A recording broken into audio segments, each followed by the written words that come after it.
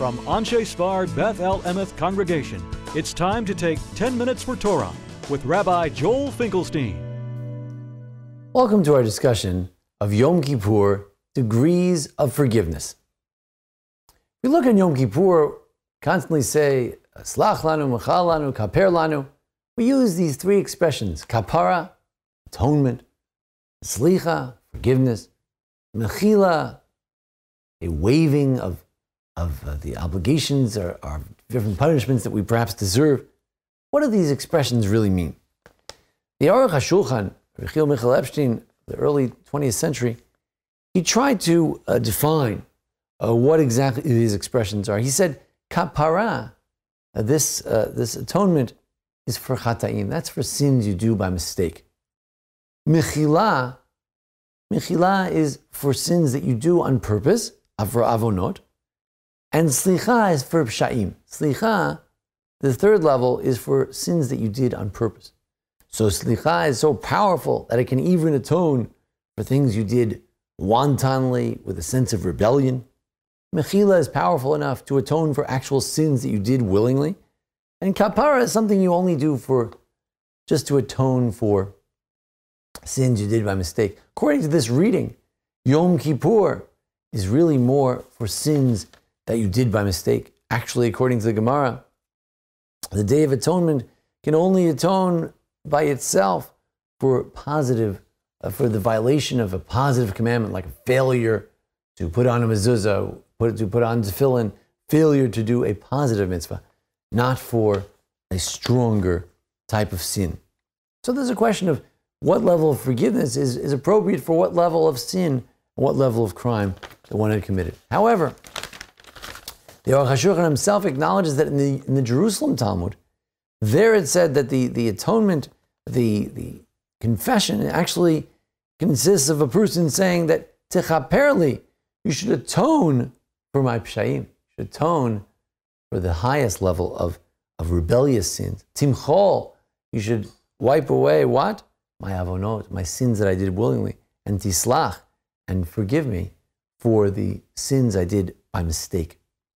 So, according to this reading, kapara Yom Kippur can even be for sins that were done with great rebellious sense. This too can find atonement.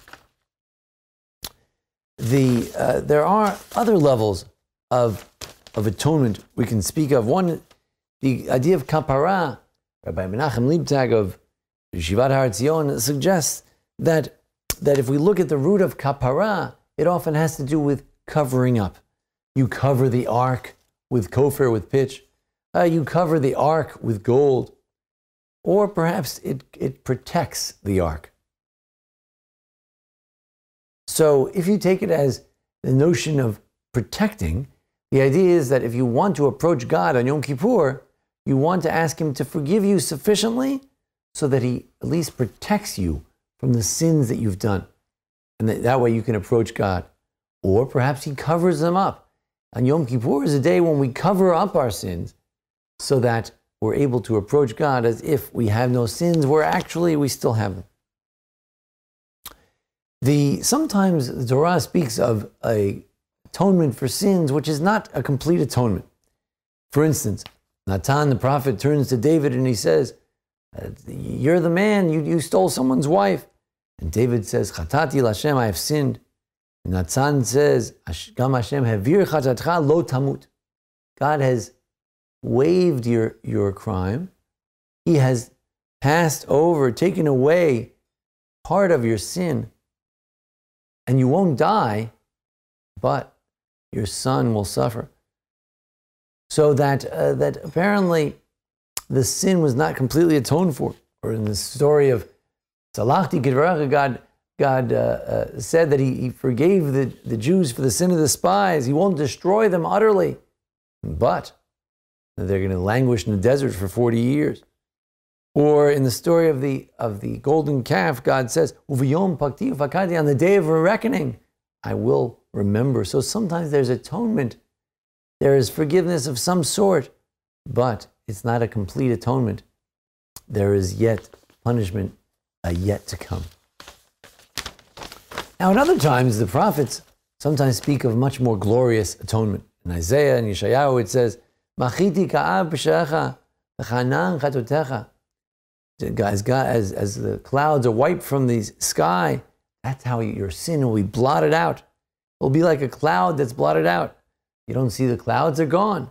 So too, the sins will be utterly blotted out.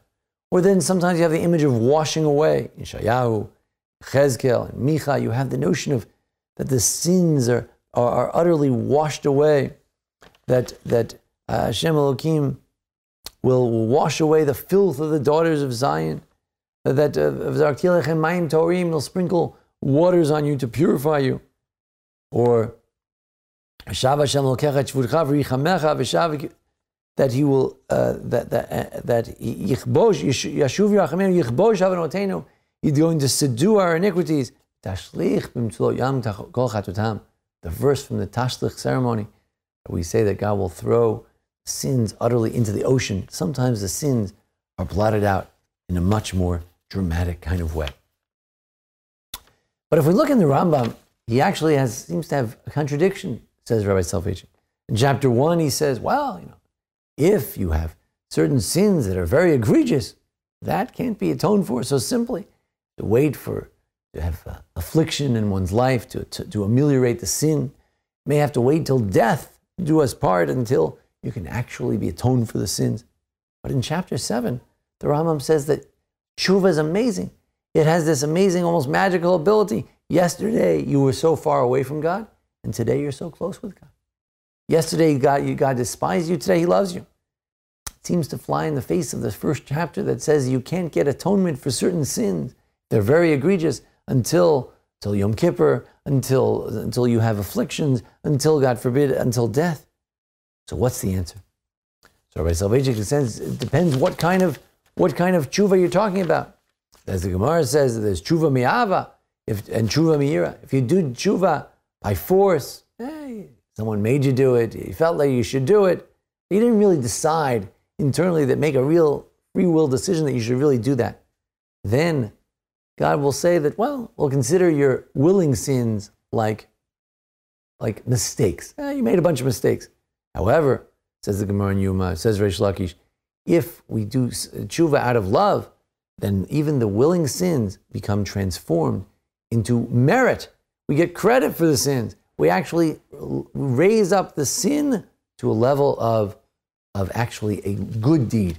By having atoned for the sin, we actually get credit for the sin, so to speak, credit for the tshuva from that particular sin. This is what Rabbi Soloveitchik calls tshuva of a tahara, tshuva of purification. As Rabbi Akiva says, Mikveh Yisrael Hashem, quotes the verse that says that God is the hope of Israel, and he interprets it to mean that God is the Mikveh Yisrael. God is a purification of Israel. He totally changes us. He puts us through a purification process. We become a whole different person. That's the highest level of forgiveness. That's the level of forgiveness where you become a whole different person. And that Rabbi Soloveitchik calls a tshuva of tahara, of purification. Tshuva of geula, where you become a redeemed person. You redeem yourself. A tshuva of free will, where you decide in a very deep kind of way that you're no longer that kind of person who's going to do that, and something very different. And in response to this level of tshuva, this degree of teshuvah, we get a commensurate degree of forgiveness. The degree of forgiveness is so much so that it's as if we never did it. It's as if we've done even better things than had we not done it at all. We are elevated to an even higher level than had we not sinned at all, because we've done this tshuva. This is the highest level of forgiveness. If we ask in the interpersonal realm, at what level do we need to forgive others? The lowest level is just to say, well, you don't owe me for that. You don't owe me anything. It's okay. I won't make you pay up. But the highest level is to say, it's as if you never did it. Not only that, I'm going to be an even better friend with you. I'm going to get even closer with you because you've apologized. I'm going to forgive you so totally that we're going to repair our relationship. It'll go even to a higher level. That's what we hope on Yom Kippur. Yom Kippur could be merely a day of covering up the sin. It could be a day where merely God forgives us and ameliorates our punishment. But hopefully, it's a day where I, the individual, purify myself, not merely cleanse myself of the punishment, but cleanse myself. And hopefully with that, we'll get the highest level of atonement I'll have a day of purity. Mikveh Yisrael Hashem. And truly say, God has purified us like a mikveh. We've truly cleansed and washed away all the sins. So, but we wish everyone a Gemach Sima Tova. We wish everyone a happy and healthy new year. I want to thank Jason Lefkowitz for making today's presentation possible. And thank you for joining us here at the Anshe Sfar Beth El congregation here in Memphis, Tennessee. Join us each week for further discussions of Parsha and of the holidays coming up. Wish everyone Chag Sameach and a wonderful season of holidays, celebration, and forgiveness. This has been 10 Minutes for Torah with Rabbi Joel Finkelstein.